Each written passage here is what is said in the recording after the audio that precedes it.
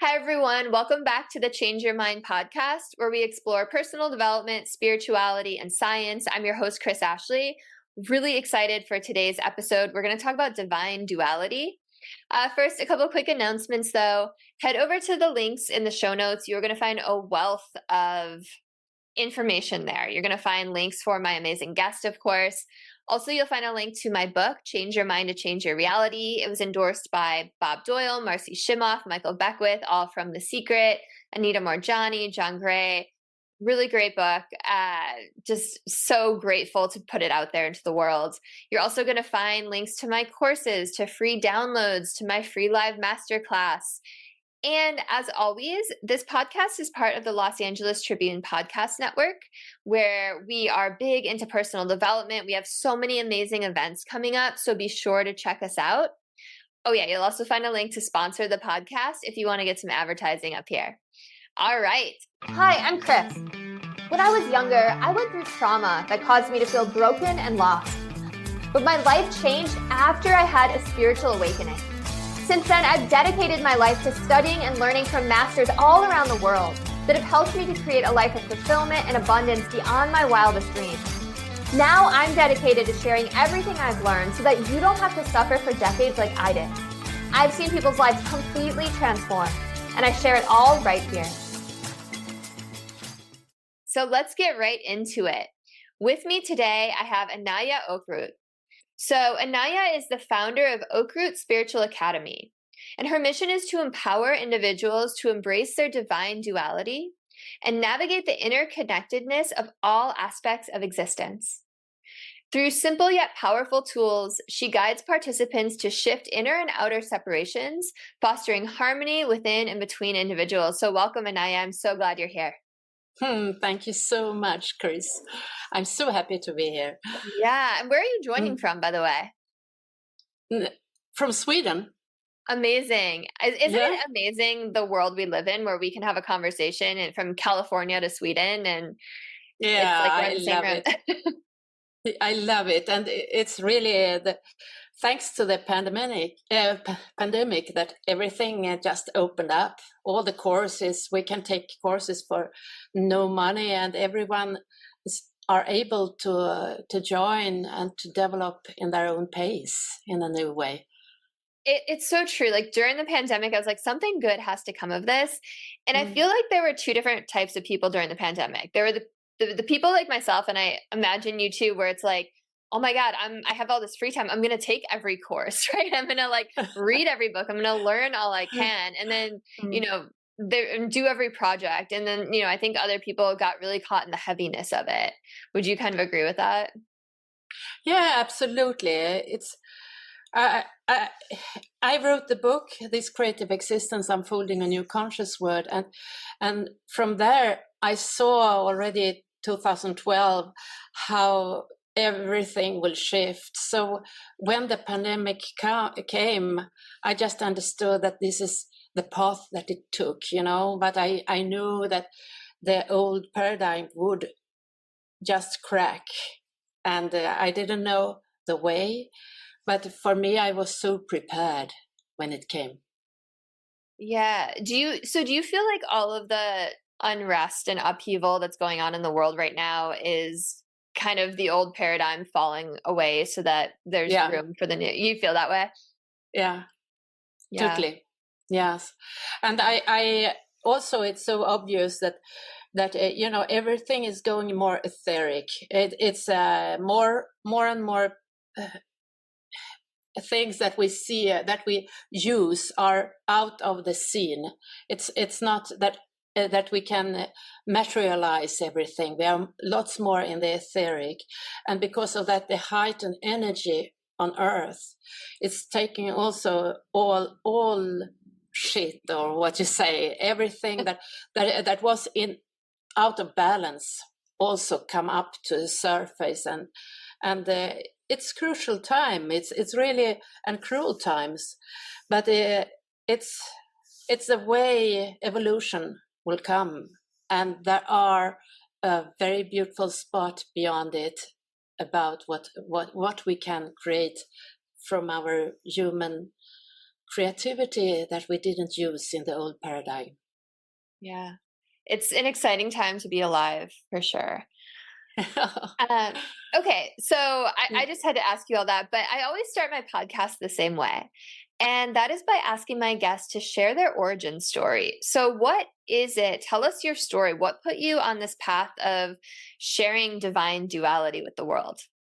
Well, already when I was very, very small, I had such a strong inner voice that told me what's my path, and I created a life that never was the same as my surrounding.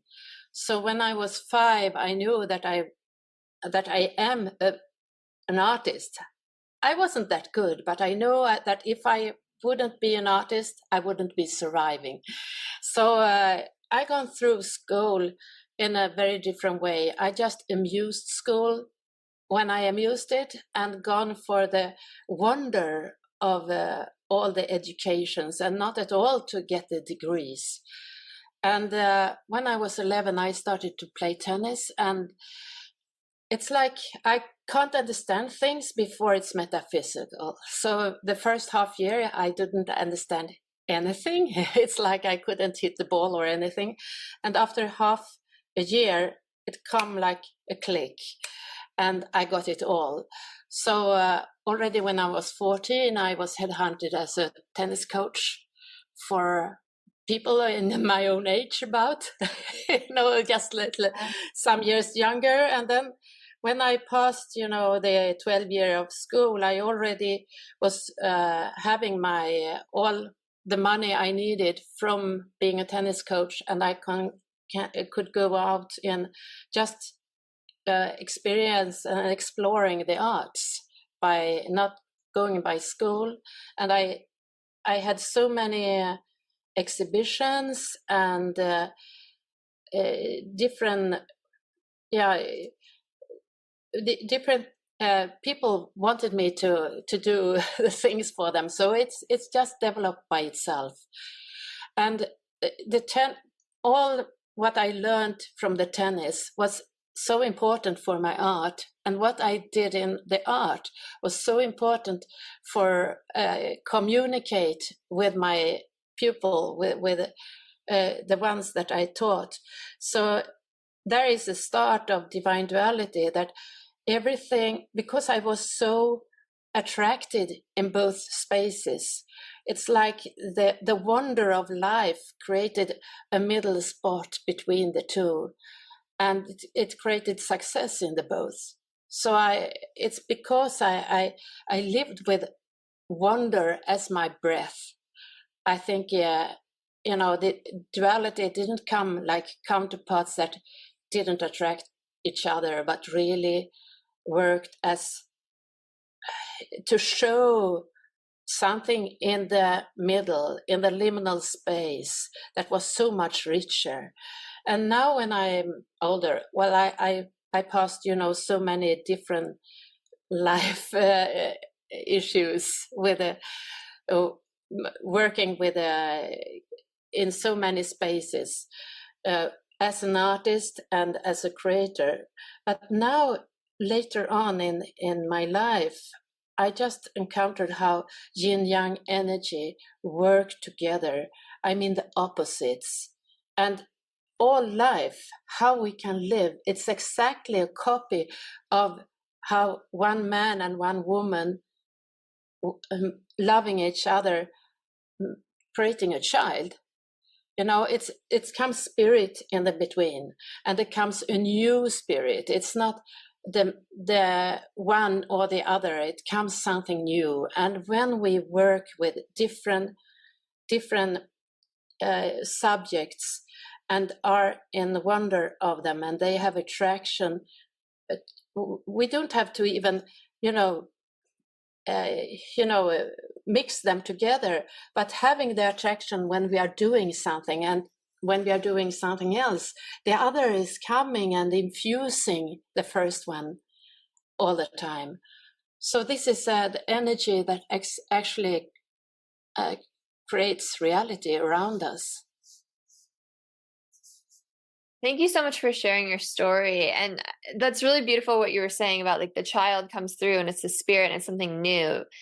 So is it about living in your joy and your passion and the present moment? Is that kind of what you're saying?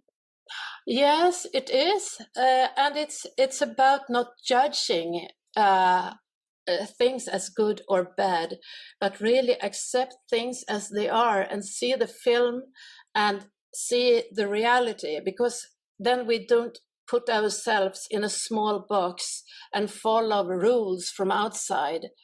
So actually why we don't see this is because our tradition have taught us everything from outside. We have not get the or any information from the inside, to listen from inside. We have neglected the body as something that is ugly or not working well, or instead of being this incredible intelligence that can tell us what's right and wrong for us and go our path and really be creating our own lives. Yeah, you're making me think of how we all see things through our own lens, right? And we get so caught up in this like earthly reality where there's something, the truth is so different than what our perception tells us. Is that kind of it too? Yeah, it's like we have been taught reality from media, from school, and we have listened from outside, and the cultures have tried to make us form into a structure to please the structure to work well. And if we were more listening from inside and do what we really feel from our inner call, what we should do, actually we will be so much more productive, and we will be so much more loving to each other, and we will just make everyone thrive from the other. We will have a totally other reality. And because I did so all my life, I also know that it works. We don't have to be worried not to fit in, or we don't have to be worried to follow our deep knowing from inside. It's we are just taught that it's dangerous to be different. But everyone actually is a puzzle to the others. So when we follow our inner, we start to be in synchronicity with life around us, and we attract the people that works for us instead of people that makes us, vibrate in a lower state. So it's just to live fully, actually. I really appreciate everything you're saying. And I mean, I totally agree, right? Like when you're living your true purpose and from your heart and you're in the moment, of course you're going to attract higher vibration things, right? And it's going to keep coming to you and you're going with this flow. A lot of people have a hard time getting there, and they care about what other people think, right?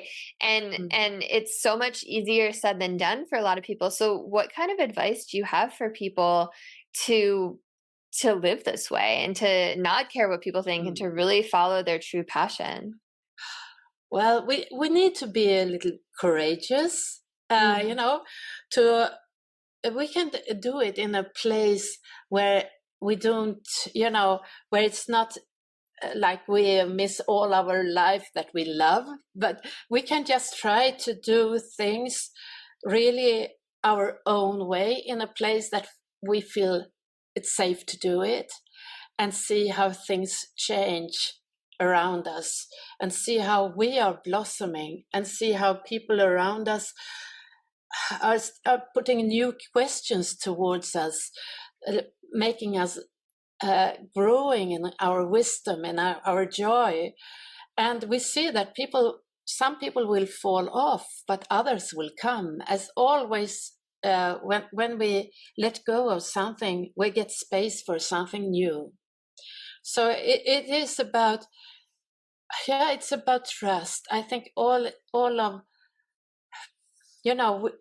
our collective, what we have been taught is that we are thrown out from paradise, and that we should look up to a god or leaders or others, and it's like we are in split from the divine, and this caused us to be afraid of being isolated, afraid of being, in a place where we can't survive, or not being loved, or anything that we feel it's necessary.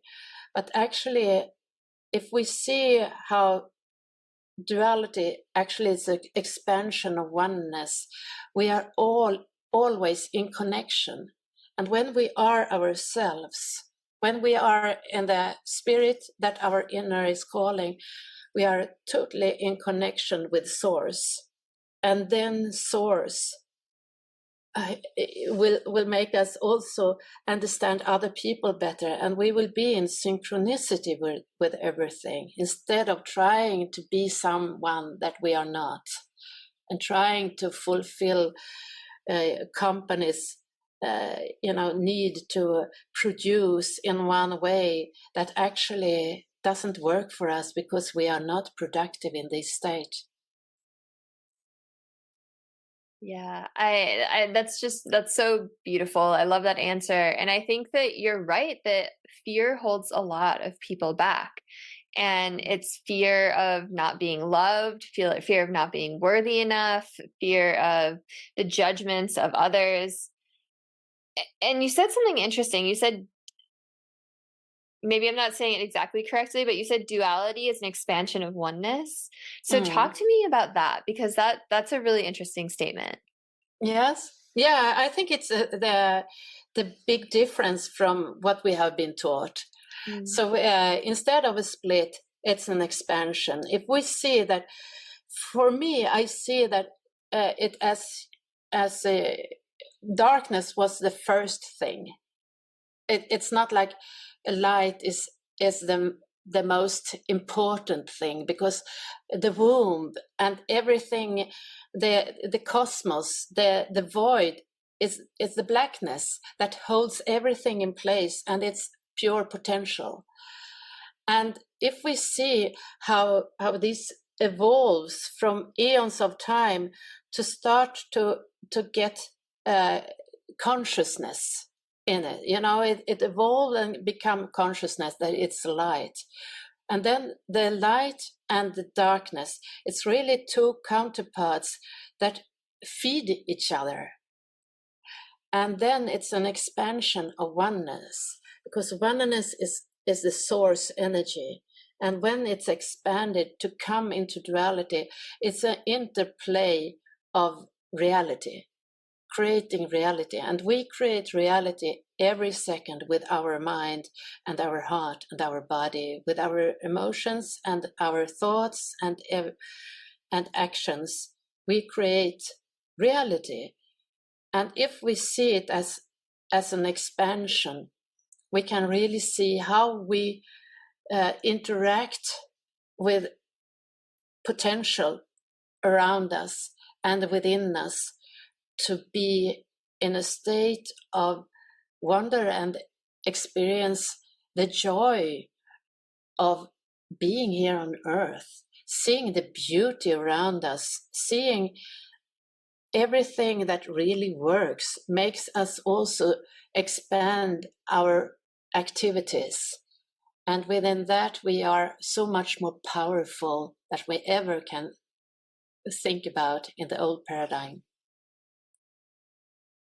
Yeah, thank you for that too. And you're making me think of quantum physics. We were talking really quick before we press play about how, I love backing everything up with science, and quantum physics kind of says a little bit of what you're saying, right? That there's this every possibility, this realm, this cloud of possibilities. And any given reality can be true. You just kind of have to choose what you want using the law of attraction or manifesting from this kind of cloud of possibilities.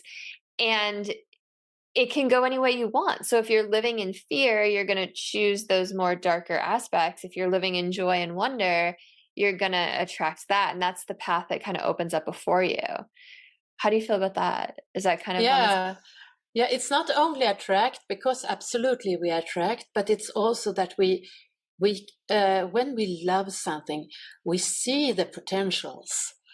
If we are in fear, we are contracting ourselves, and it's like we take away our power, and from there we can't see any potential. We just see what can be dangerous for us. So we can't explore life if we live in fear. Yeah. I'm sorry. Like every time you say something, I'm like, yeah, because I love the way that you're putting things.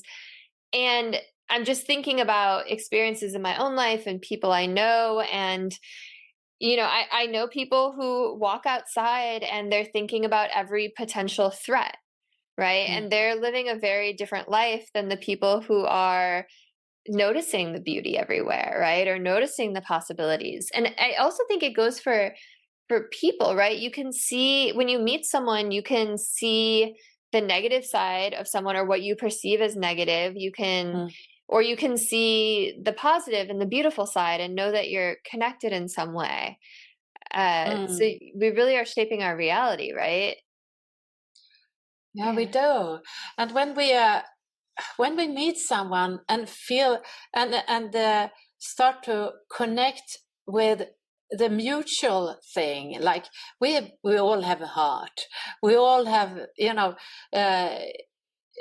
have things in common, and if we start with seeing what we have in common, we can expand from there, and there the differences start to make life more colorful for the other, and we start to associate and we start to get ideas from the one that is not like us. But if we start with what is in common, we start with the trust, we start to feel relaxed, and then the differences are the ones that really develop us. Yeah, and I think that's such a beautiful lesson for everyone, right? When you meet someone, know that I love that we all have a heart. We're all human. Everyone's going through this human experience, right? Everyone goes through periods of darkness. Everyone goes through periods of light. So is this what you mean by divine duality, that there's this darkness and this light, and we're just kind of always navigating this path between them, and reality is really neither light nor dark? Yes, this is in the wide view of life for me, but it's also a healing tool.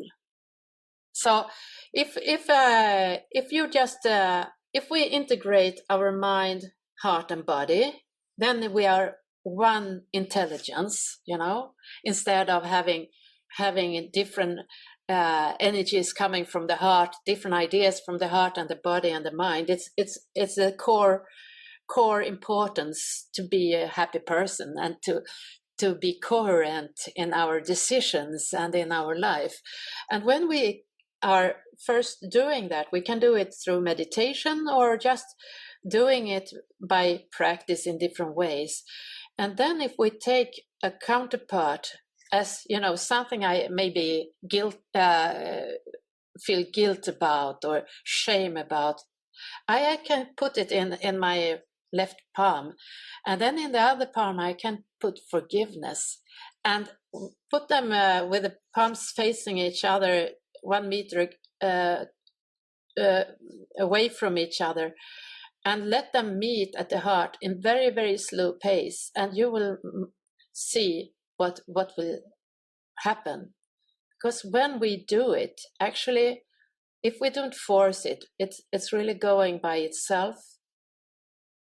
All the time where it stops a little bit. It's a shadow or something of the guilt that is cleaned up. And when we, because light is always winning over the darkness. So when we come to the middle, we have actually cleared some of the issues that we are carrying that we don't know about. All the things that we are not mentally understanding that we are carrying, but we have some emotions that is not good. We can put it, the counterpart, the healing counterpart, and get in peace. And there we come into oneness. And if we widen them again, we get free. Then we are free to work in the space that have freed from the healing. So actually, yeah, so it's a tool also. And there are different tools that I use in Divine Duality. But the main thing is to understand the word in a new way. Because then we also can accept things that we, that we feel this is cruel or this is bad, but we can. It's like we don't interact with fear to things, and then because we don't interact in fear, we are not, fueling what is happening in the world. If we are fueling what's really there in attraction, that is what we create around us. I'm so glad you said, well, first of all, that tool was really cool. I did it with you and I got like serious goosebumps when my hands touched. And then when you said you separate them and you're free, I was like, yes. It's like a feeling of expansion. So thank you for sharing that. And I really am glad that you brought up this whole idea of, not judging and not living in fear. And because I know that you also worked in a refugee camp, and that's what I was going to bring up, is that you've also experienced like working with people with severe traumas, right? And it's so easy to get caught up in those traumas, right? Or it's so easy to get caught up in victimhood or blaming or this fear and this spiraling, right? So how do we bring this duality, this divine duality into our lives? How do we look at things through this other lens where we understand that when we go down that hole, we're going to just create more of it? That's where I wanted to go with this. Thank you. I knew if I kept going, it would come back. I have a 6.5-month-old and did not sleep well last night. I'll just say that. But like, how do we not get caught up in that, right? Because everyone has a story. Everyone goes through difficult times. Some are more difficult than others. And so many people get wrapped up in these stories. Yes. Well, first of all, it's a very, very good example to use the refugee camp that I owned. So I could build it up in my own way. You owned it? Yeah, I owned it. I didn't know you owned it. I thought you... Wow. Yeah. Okay. Yeah. So in 4 years, but actually before that, I lived myself with hidden address in 10 years with a small daughter from between she was 2.5 and 13. So we had a very dangerous father to her, or I married a man that was very dangerous. So I learned so much about to uncord myself from him, and that was my survival. Instead of going into reaction, I discorded me from this man, and then he continued with other things to interfere with because there were no energy from me. So I had this experience, and it was a very valuable one when I had a refugee camp, because they were in about the same situation, but in another, in another frame, but about the same. So when I opened the camp, it was for between 84 person and 135. And they were from 14, about 14 different countries and so many different religions. And when I built it up, I just had, very few but very clear rules. First of all, I treated everyone the same. hug them, or really gave them the feeling that I am there for them. And I had really exact borders for what is okay and what is not okay. And I helped them with the facilities that they need for, paying it to the bank and to call the doctor, and helping them with apartments when I could, and like that. And I played so much with the kids. So in the camp, there were in this reception where I was, there were always kids playing and painting, and everyone was feeling that this is the future. This is the future, and they are happy. So it's something that made them, because they were from a place, a war place, they had so much suffer inside, so they have stopped to fight with each other.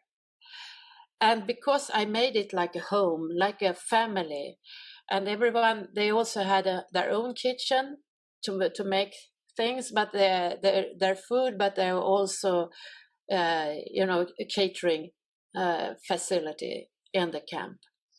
So actually, because we didn't have any language that we could speak real, because they came from mostly Syria and Inner Africa, and Ukraine, and lots of Arabic countries, and different other countries as well. But anyway, when I met them, I had to listen to them clearly with the heart, because otherwise I couldn't understand at all what they tried to say to me. And we had to look into each other's eyes, and they see that I really was there listening to them. And it makes such a big trust in the camp. So every time where they come and go people all the time, always when they come anew, the old ones were coming and helping them with the bags into their rooms and make them into the family, because this was their life, and they needed to have it safe. So everyone was caring so much about to keep it okay. So actually, this little frame was enough to make it a good place for everyone, and to listen to each other. And we had Swedish lessons in the cellar, for them, like that. Yeah. What a beautiful and powerful experience, and an amazing thing that you did. And I love that you said you had certain rules, and I was like, okay, what are her rules? And the first one is you hugged everyone. Yeah. Like, yeah. I just got goosebumps saying that again. And I got everything, and everyone was equal. No one had any difference from the other, and that's so important. Yeah, and I love that you said sometimes you couldn't always understand them, but if you looked into their eyes and you felt their energy with your heart, and you sent love to them, like, you made them feel seen and safe and heard, and that was enough. Yeah. And what a powerful lesson in how we should, again, interact with everyone that we meet, right? Because like you said something so simple. You're like, this is their life, and they just want to feel safe. And I think that that's universal for everyone, whether they're in a refugee camp or not. Everyone wants to feel safe and secure and loved and seen and heard, right? Like that's really at a foundational level what people need and want. Yeah, sometimes the language is a barrier, because we start to speak around the subjects, but when we don't have a language, we really have to be there for each other. If you have been in a silent retreat and sit and eat in front of someone that you don't know, you and the texture in the mouth of the food is so vivid, because the silence inside, and you see the other, and you get such a connection, and you don't speak at all. It's so interesting. That's really amazing. And like I've done things where like you just look into someone's eyes, like the eye gazing, that's really powerful too, right? Mm, When you really just take that time, because how often do we really look into someone's eyes in silence, right? mm, And there's just such depth of soul inside of everyone's eyes. Like I told you, I have a 6.5-month-old, and it's him and I make such like long gazing eye contact, and there's just like mm, it's so pure, and there's so much wonder, and it's like he hasn't been tainted by judgment or criticisms or anything, and it's like, wow, every single person on this earth was just like him at one point, mm. right? They were, So it is. yeah, it's like we were all that baby that's just innocent and just loving, and he just wants love and attention. That's what he Yeah, wants.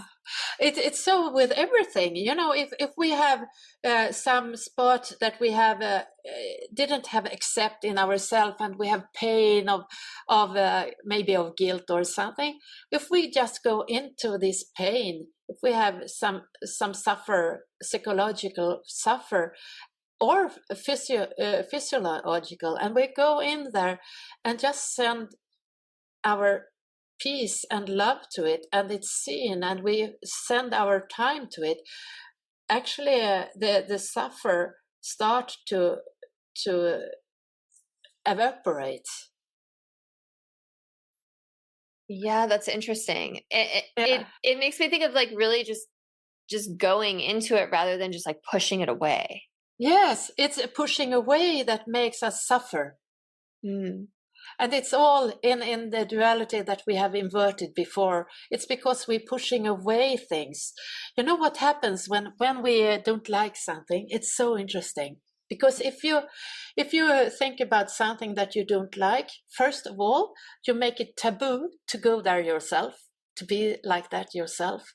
And in the same time, you make a cord of energy connection to that thing with you're not liking it. So you both have a cord and a taboo to come there. So you really create suffer with everything that we when we don't like something and put it, our attention to it, that we say I don't like that. We make this double connection, this split and the connection in the same time. Wow.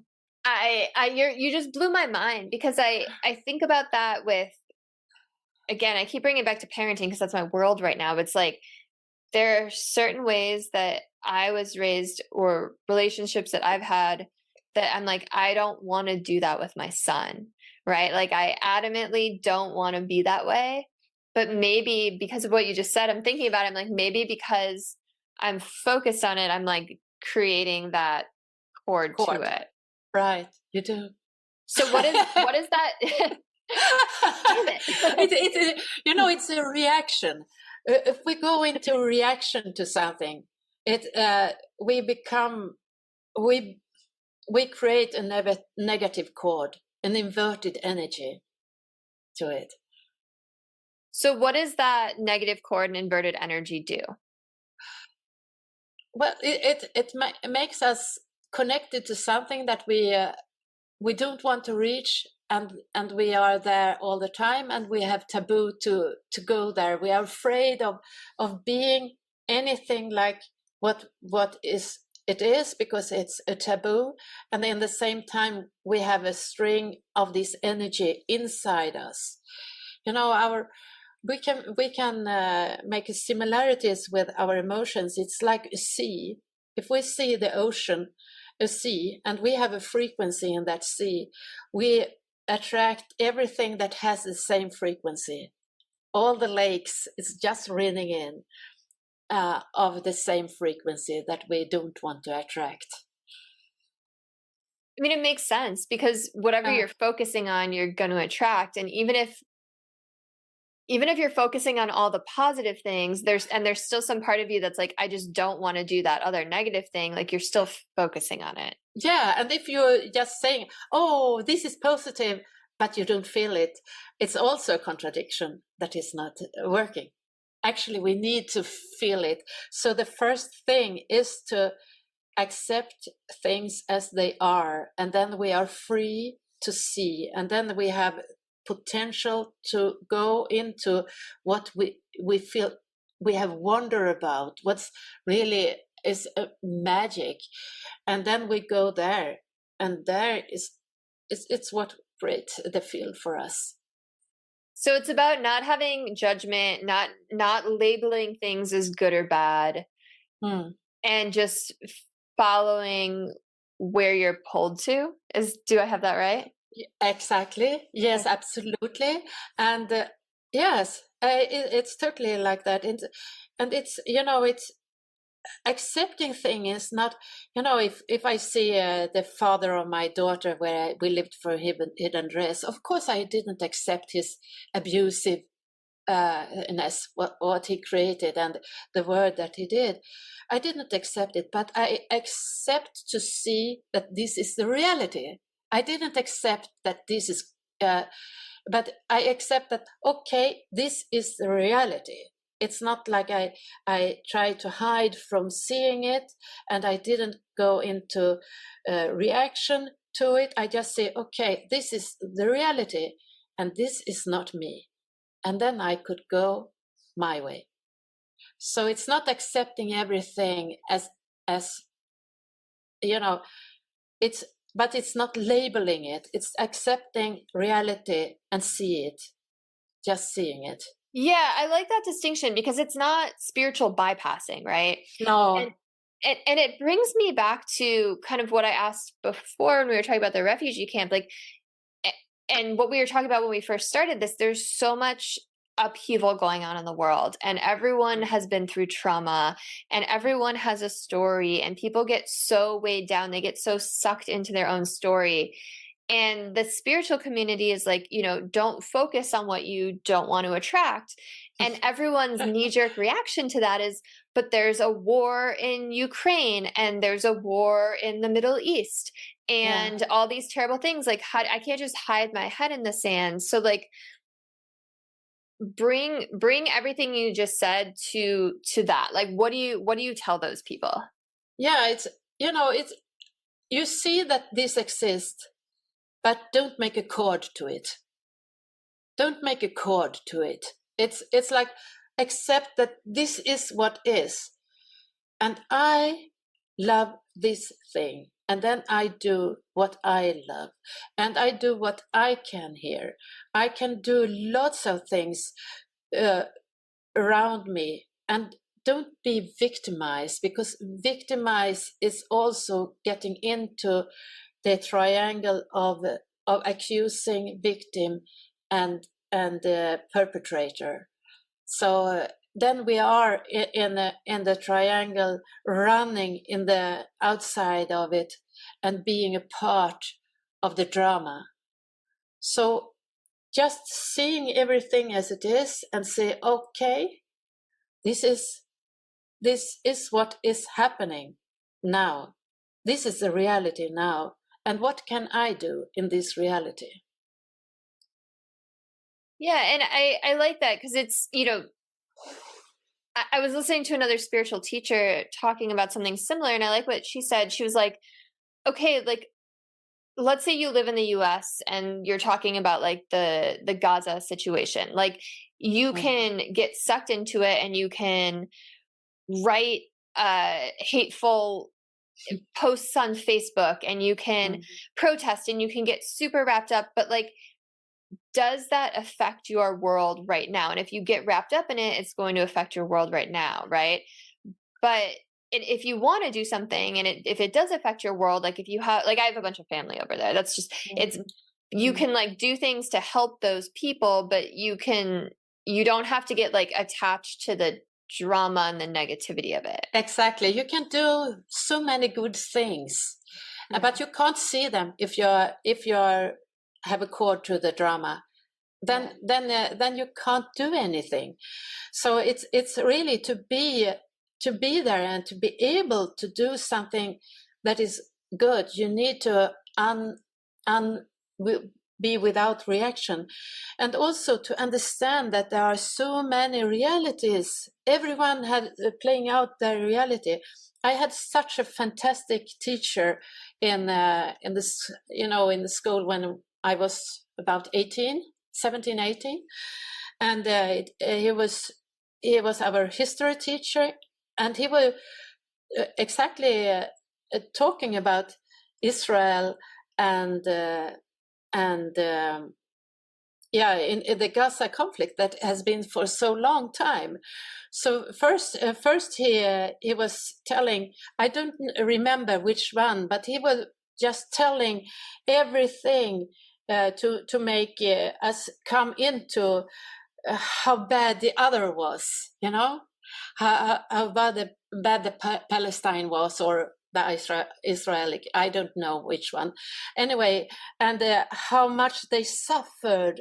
The Israeli was suffering so much. Their land that they have made this, it was just, desert, and they made it all vegetables growing, and everything was, they did a water system, and he was saying, and then he asked one question, and one in the class was raising the hand and said the right answer from what he had said, to say, okay, this is my, to say something that he was really judging, and then say, why? And then he took the Palestine way of what they have been through.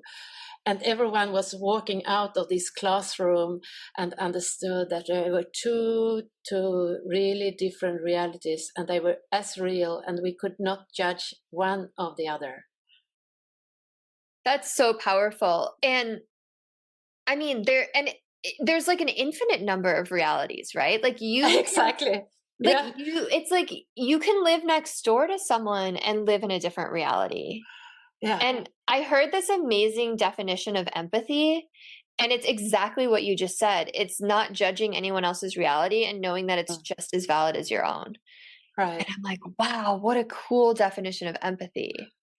And everyone has a different reality, even though your partner or everyone has. We think that we're walking around in the same world, but we are creating this reality inside ourselves, and working in different worlds and think that we are living in the same.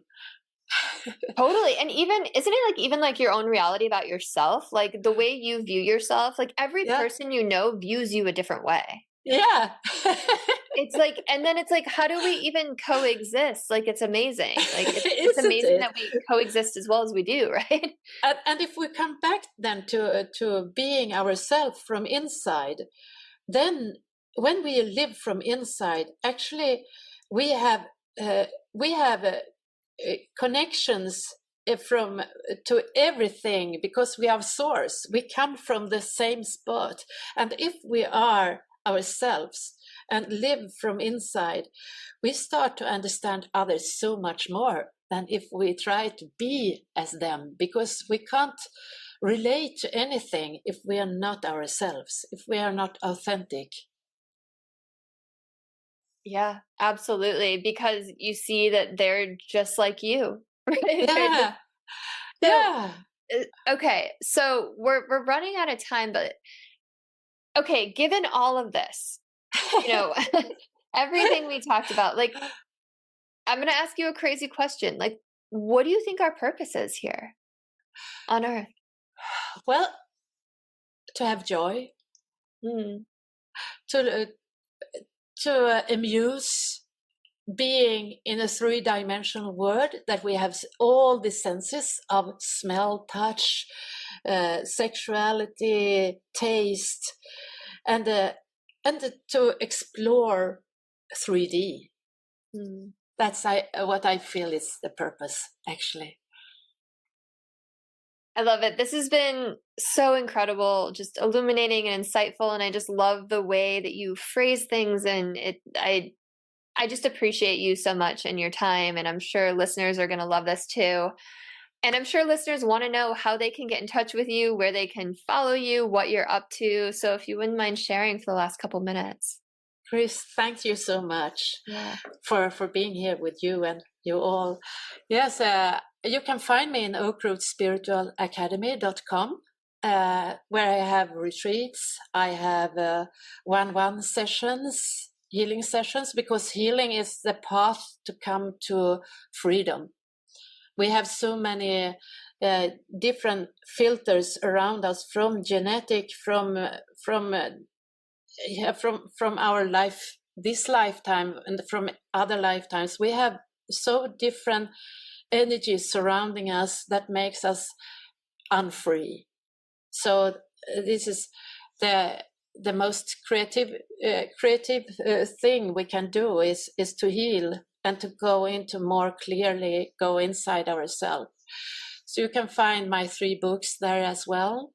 It's The Creative Existence, Unfolding a New Conscious World, or Dream State, where you create your life, or Unfolding, Awakening to Pure Potential. So there are several different ways to commune with me, but just going into the site and you have a free discovery session and we just meet. And I also work as a vocal sound healer. So it's one of the tools that I feel is very, very powerful, because it can heal physical pain. And so much what we can do with our voice, actually. Okay, we have like 1 minute left, but I have to ask you about the sound healing, because that's amazing. Like, what do you do in your sound healing sessions with people? I scan the body with undertones, and when they come to a place where the undertones can't come through, I know there's a spot where there's no circulation, and then I can go into that spot and go with overtones or undertones.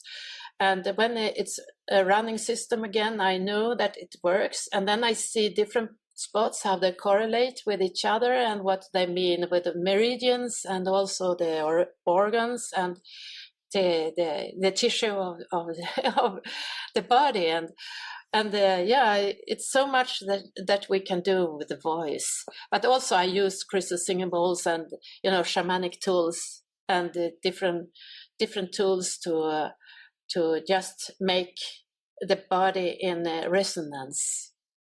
That's amazing. That's really, really amazing. And you have to do that in person, I'm assuming, right? You can't do that virtually? I do it virtually as well. You do it virtually. How do you do it virtually with people? Actually, we are connected by, everything is connected in this world. So if I just connect to you, I can do it. You can even be asleep and don't hear it, and I can do it on you. But of course, you don't get the wonderful feeling of being bathing in those tunes from the crystal bowls and like that. But with the sound, with my vocal sound, I can do it. That's amazing. In any space. Yeah. That's amazing. Awesome. Well, this has been such a pleasure. I really appreciate you taking the time. Listeners, if this resonated with you and there's someone in your life you think would love it, please send it to them. I think we could all use a little healing. I think everyone could benefit from this conversation. So like, comment, share, subscribe. I will see you all next time. Inaya, thank you so much. Have a beautiful rest of your day, everyone.